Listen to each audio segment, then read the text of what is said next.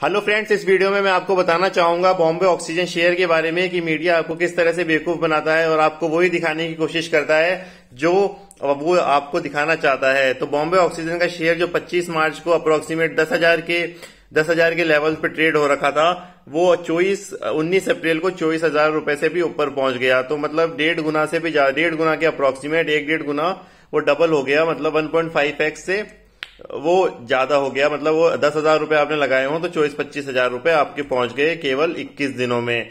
तो और आपको ये बताया गया है न्यूज चैनल्स की वजह से या किसी भी वजह से कि जो ये शेयर है वो इसलिए डबल हो चुका है क्योंकि लोगों को लगा कि कोविड-19 की वजह से ऑक्सीजन की जो कमी है और ये ऑक्सीजन सप्लाई करती है, तो ऑक्सीजन सप्लाई करने लोगों को लगा कि ऑक्सीजन सप्लाई करती है और ऑक्सीजन की डिमांड बहुत ज्यादा हो चुकी है, तो इसको बहुत ज्यादा कंपनी को फायदा होगा, तो इसके शेयर खरीद लीजिए और आपको जो शेयर डबल हो गया। केवल यही रीजन नहीं है इसके शेयर का बढ़ने का। सबसे पहले आपको कोई भी शेयर खरीदते हैं तो आपको ये उसका बिजनेस समझना चाहिए कि वो करती क्या है। तो दूसरा, जैसे ये न्यूज आई तो सेबी और जैसे ये शेयर मैनिपुलेट हुआ बढ़ा तो सेबी ने इससे पूछा, भाई यार ये क्या जो 10,000 से आपका 25,000 रुपए शेयर है, तो क्या ये इनसाइडर कोई न्यूज है उसकी वजह से हुआ है? आप इसकी क्लैरिफिकेशन दो। तो जो इसने बॉम्बे ऑक्सीजन ने बोला कि मेरे जो भी फाइनेंशियल्स है, जो भी मेरे रिक्वायर्ड डाटा है, वो ऑलरेडी bscindia.com पे आप ऑलरेडी मैंने सबमिट कर चुके हैं। इसके अलावा कोई भी एडिशनल इन्फॉर्मेशन मेरे पास नहीं है। और बॉम्बे ऑक्सीजन नहीं बनाती है, वो जो 2019 से वो सीज कर दिया है उन्होंने इंडस्ट्रियल ऑक्सीजन बनाने का काम। तो और उसके बाद वो एक एनबीएफसी कंपनी है। तो और जो भी इनकी इनकम होती है, इसके बाद वाली लाइन है जो सबसे इंपॉर्टेंट है, वो आपको कोई नहीं बता रहा। उससे पहले की सारी चीजें बता रहे हैं कि ऑक्सीजन नहीं बनाती और ये फालतू की चीजें। तो दूसरी जो मेन चीज है, it invest in shares and mutual funds and it is the major source of income. तो ये वाली लाइन आपको वापस सुनिए, it invest in shares and mutual funds and it is the major source of income. तो जो ये आज की डेट में जो बिजनेस कर रही है या बिजनेस कर भी नहीं रही है, जो भी इसके पास पैसा पड़ा है वो शेयर्स में लगाती है, वो म्यूचुअल फंड्स में लगाती है। और अगर शेयर्स की प्राइस बढ़ती है, शेयर से डिविडेंड आता है, तो वही इसकी मेजर सोर्स ऑफ इनकम है, वही इसकी ओनली सोर्स ऑफ इनकम भी बोल सकते हैं आपको, कि जो सारी की सारी जो इनकम है इसकी मोस्टली वो केवल इसी वजह से है कि अगर मान लीजिए मैंने कोई शेयर खरीदा, उसकी शेयर की प्राइस बढ़ गई, तो मेरा ऑटोमेटिकली मेरा पर्टिकुलर शेयर, जैसे मान लीजिए हर्षित है, हर्षित के पास अगर 10 लाख रुपए के शेयर्स हैं, 10 लाख के 15 लाख रुपए हो गए, तो मेरी भी वैल्यूएशन ऑटोमेटिकली बढ़ जाएगी। जो मैंने 10 शेयर खरीदे हैं 10 लाख रुपए में, उसकी वैल्यूएशन अगर 15 लाख हो गई तो मेरी वैल्यूएशन भी 15 लाख रुपए हो जाएगी। वैसे ही बॉम्बे ऑक्सीजन ने कोई शेयर खरीदा है, उसकी वैल्यूएशन अगर बढ़ गई तो ऑटोमेटिकली बॉम्बे ऑक्सीजन की शेयर की प्राइस भी बढ़ जाएगी। तो ये पहला पॉइंट है जो आपको किसी ने भी नहीं बताया।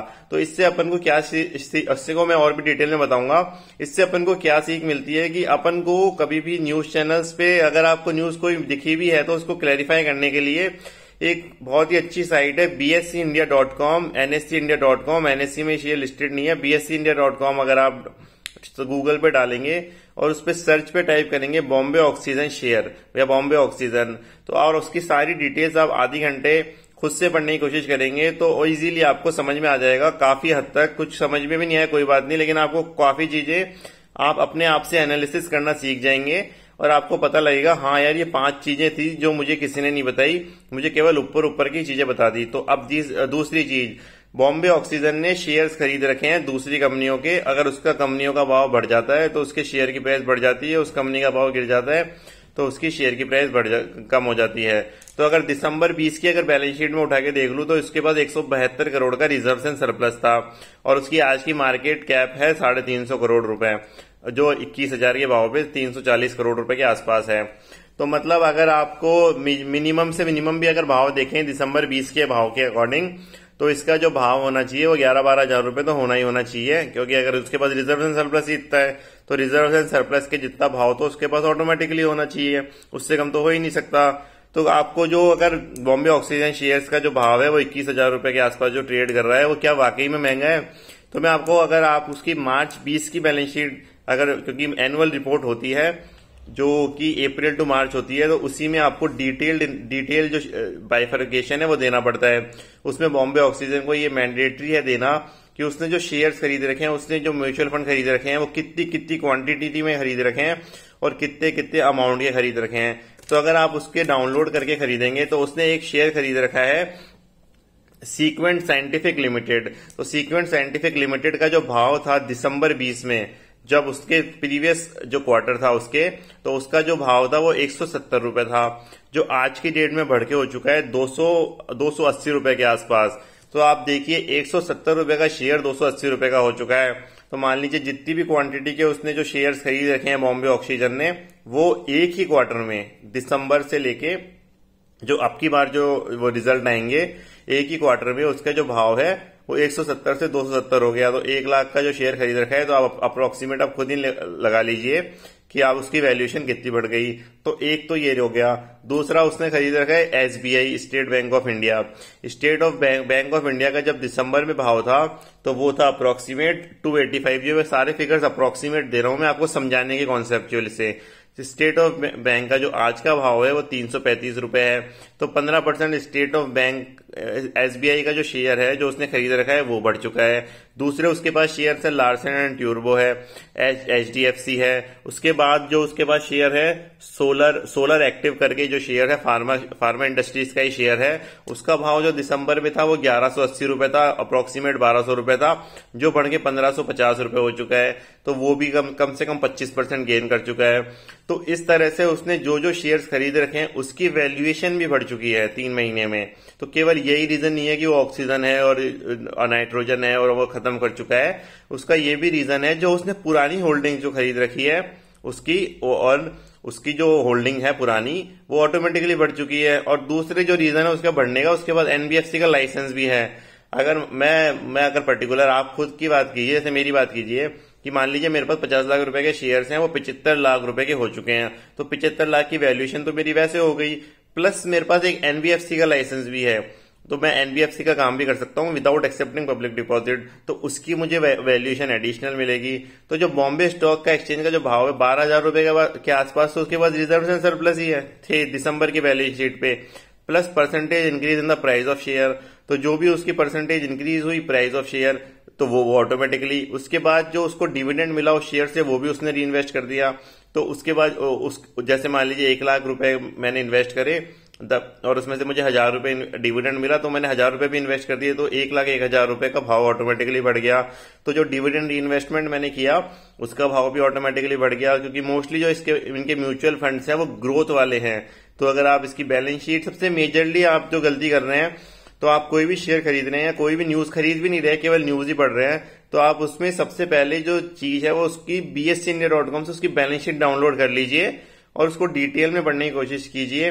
इसकी 90 पेज की बैलेंस शीट है, तो 62 पेज या 60 से 65 के पेज में क्लियरली लिखा हुआ है कि कौन कौन से शेयर्स इसके पास है, कितनी कितनी क्वांटिटी में है। 2019 में इतनी क्वांटिटी में शेयर्स थे इस कंपनी के, इस म्यूचुअल फंड में इसने इन्वेस्ट कर रखा है। 2020 में इतने हैं, और अब जो बैलेंस शीट पब्लिश होगी उससे पहले ही, अब आप लास्ट में जो फाइनल कंक्लूजन करते हैं इस वीडियो को, वरना बड़ा हो जाएगा।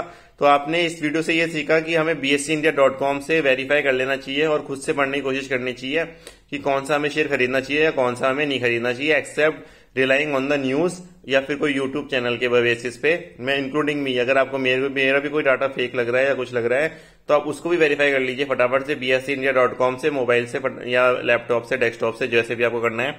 तो दूसरा, अब इसका जो वो है, जिसका जो प्राइस वैल्यूएशन है जो 21,000 पे ट्रेड कर रखा है, तो मेरी क्या राय है, ये मेरी पर्सनल राय है, इसमें आप वो इसके बेसिस पे इन्वेस्ट क्या मत कीजिए या फिर इन्वेस्टमेंट का डिसीजन मत लीजिए। अगर 21,000 का भाव इसका मेरे अकॉर्डिंग ज्यादा महंगा नहीं है। 2018 में जब ये ट्रेड कर रहा था अक्टूबर में, तो 27,000 का भाव पे ट्रेड कर रखा था।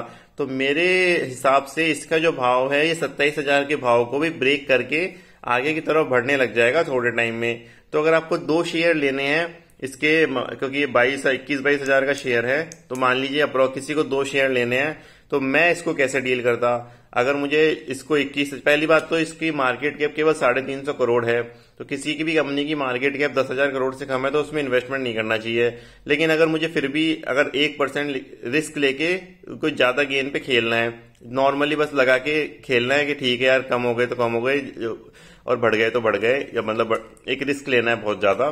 तो हाई रिस्की ट्रेडर्स के लिए, हाई रिस्की इन्वेस्टर्स के लिए आप इस तरह से कर सकते हैं। 21,000 का भाव आज की डेट में जो भाव है उस पे आप एक शेयर ले लीजिए और 16,000 के भाव पे दूसरा शेयर ले लीजिए।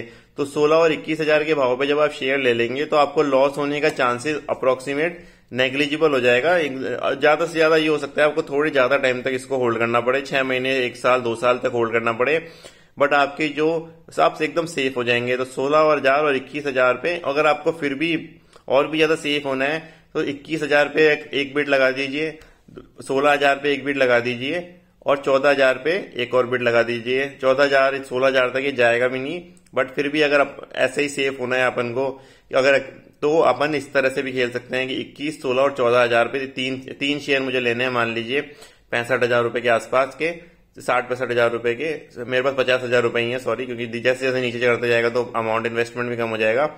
तो 21,000 पे मैंने एक शेयर ले लिया कल उठा के मंडे को, उसके बाद मैंने 16,000 पे ले लिया, उसके बाद 14,000 पे ले लिया। अगर गया तो नहीं गया और 21,000 से ही भरना चालू हो गया और 27,000 की हाई को क्रॉस कर दिया जो इसका लाइफ टाइम हाई है, तो बहुत ही अच्छी बात है। अपने 21,000 ही बढ़ने लगे और 27,000 के बाद आप इसको आराम से होल्ड कीजिए। तो अगर इस तरह से आपको कोई भी जो न्यूज चैनल के बेसिस पे कोई भी आप डिसीजन मत लीजिए या फिर अपना माइंड में एक मत कीजिए। और इसके अलावा आपको कोई भी आपको कुछ पूछना है तो आप इसमें कमेंट बॉक्स में लिख सकते हैं। Thank you.